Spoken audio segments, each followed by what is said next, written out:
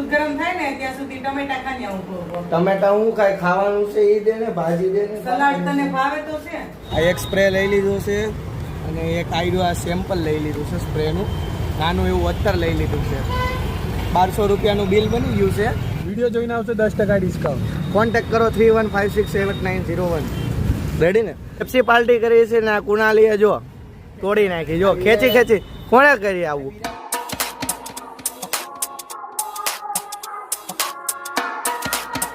So hello guys, welcome back to the YouTube channel. બધાને શરદ રાદડિયા વ્લોગમાં હાર્દિક સ્વાગત છે. બધાને જય શ્રી રામ, જય શ્રી કૃષ્ણ. સવારના વાગ્યા છે 11:30 અને અત્યારે હું ઉઠ્યો છું કારણ કે કોલેજે નહોતું જવાનું એટલે સૂતો હતો. રાતે એડિટિંગ ને એવું કરતો હતો એટલે થોડીક વાર લાગી હતી. એટલા માટે અત્યારે 11:30 ઉઠ્યો છું, નાહી ધોઈને થઈ ગયો છું ફ્રેશ ને અત્યારે આપણે કરશું થોડોક નાસ્તો.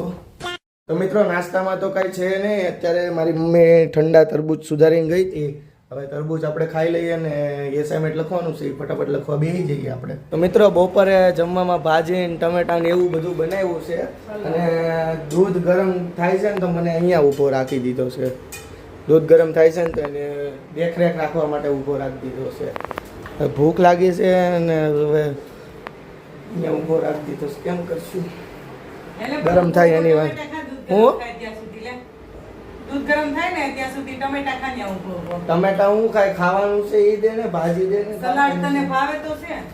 સલાડમાં ટમેટા નથી ભાવતા, ખાલી ખા તું ટમેટા. હવે જો જરીક જ રહ્યું છે. હવે પકડ દઉં બંધ. સારું હાલો હવે આપણે જમી લેવી. બનાવીશો મમ્મી? હે જો લાડવા બનાવું છું. કેમ? મુંબઈ જાઉં છું ને હું, તને ભૂખ લાગે ને તો ખાઈ લેજે. જો આ સેવડું અને આ લાડવા, જે ભૂખ લાગે તે ખાઈ લેજે. રોંઢે ને ભૂખ લાગે ને તે ખાઈ લેવાનું છે.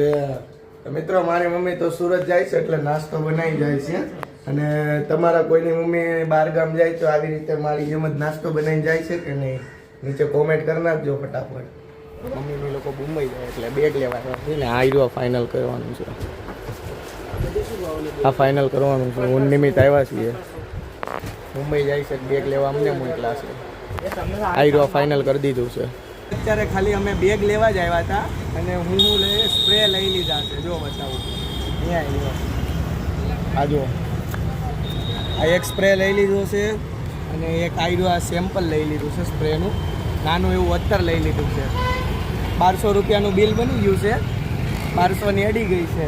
બેગ ને સ્પ્રે ખાલી બેગ જ લેવા આવ્યા હતા, સ્પ્રે નહીં અડી ગઈ છે. અહીંયા મયુર પાણીપુરીની લારી છે એની. જો એ આવ્યો, આલુપુરી લેવા ગયો તો. આવ્યો મારો વાઘ આવ્યો મારો વાઘ આવ્યો. કઈ છે આ? હા, શેજવાન તાર માટે સ્પેશિયલ બની. કઈ છે? શેજવાન આલુપુરી છે. ખાવી હોય તો ખા. ખાવી છે. તું મને એક દહીં પૂરી બનાવી દે ફટાફટ.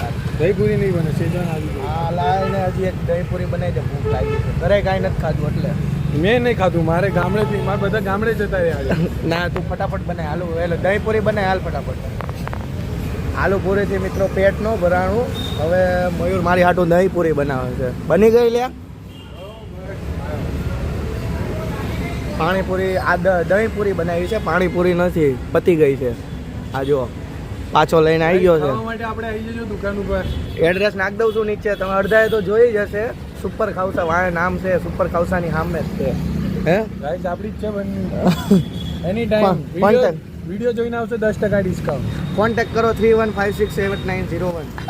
રેડી ને? ઓકે ચલો હવે ખાઈ લઈએ ફટાફટ. ગાઈસ હું તો ચાલુ કરું છું. હા કરી દો.